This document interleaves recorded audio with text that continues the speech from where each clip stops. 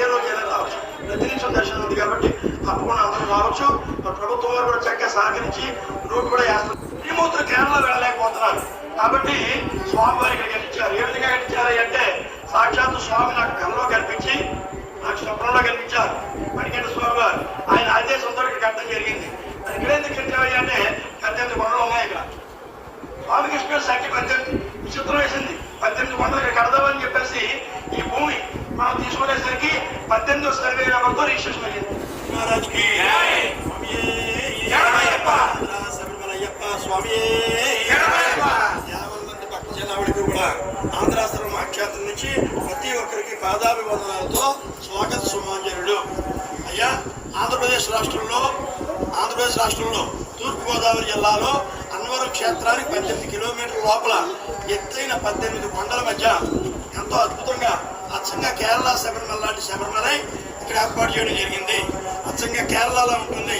18 కొండల మధ్య ఇక్కడ నిత్య దర్శనం, నిత్య విరుడు స్వీకరణ, నిత్య స్త్రీలక దర్శనం, మరి ఏటా సంక్రాంతి నాడు అయ్యప్ప స్వామి వారికి ఎంతో ఇష్టమైన జ్యోతి దర్శనం కూడా ఇక్కడ ఉంటుంది.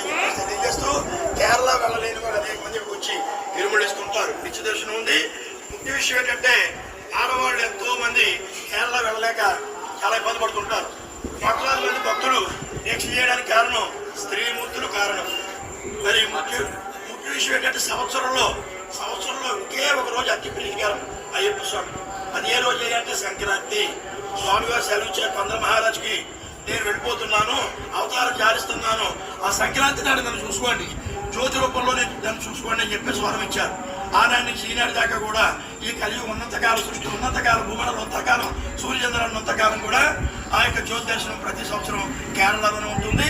అదే మాదిరిగా ఆంధ్రాశ్రమ క్షేత్రంలో కూడా ఉంటుంది.